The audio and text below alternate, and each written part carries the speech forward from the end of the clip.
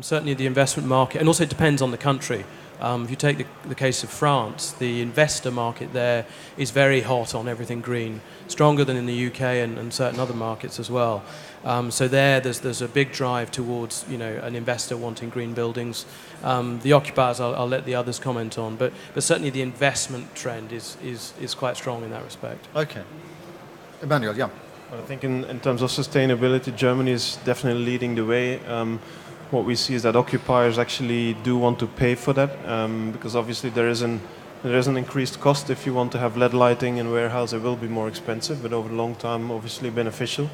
I think in Germany, people are more open-minded about the idea and will pay for it and will have certification of the assets, and which is costly. In France, however, there we don't really see that. So if it's costing money, people are generally less inclined to go for it yet. Right, okay. For your investors, Stefan, sustainability is an important part for Union. So is that an important part of the types of assets you're investing in logistics? Is it a critical part of the decision? Not a critical, but an important point for us. For example, we bought the first DGNB branded gold property and logistics market in Germany, in Rade, close to Hamburg. But it's not so important for us as in the office market and the shopping center market. Okay, so logistics from that point of view, it's informed by that. Yeah. Okay, good. James? My kind of anecdotal experience of this is that it's really driven by the individual occupier's corporate agenda. And if they have a certain requirement and that occupier has a high priority on sustainable features, etc., then it'll be factored into that individual deal, and essentially it'll be in the rent. I can't think, and maybe I'm being a bit dismissive, but I can't think of many deals that we've been involved with that have been repriced or where the conversation's focused around sustainable features, with the exception of core German funds where it's a critical kind of tick box on their investment criteria. But that's in a very small segment of the market. But if you are targeting that group as an exit for your development, then you definitely want to be cognizant of it.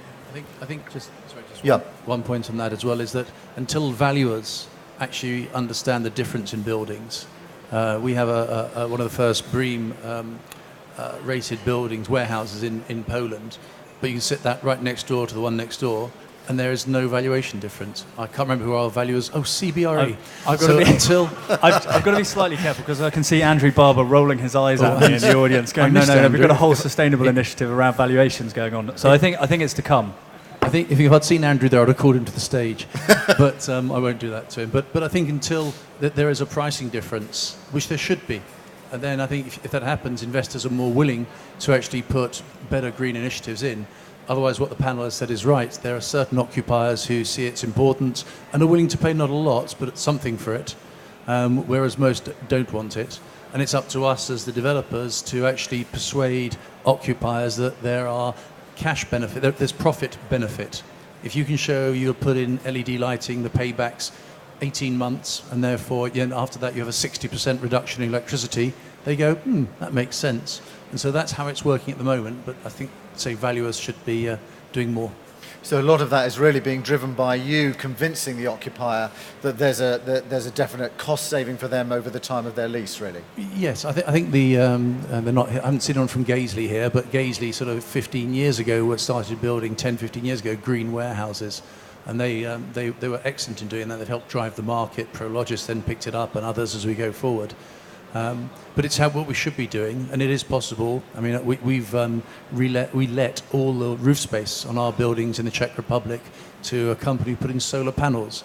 Well, from an investment value, we created an extra 2 to 3 million of value through that income stream. Didn't cost anything else from the original buildings we put in. So there are benefits to investors.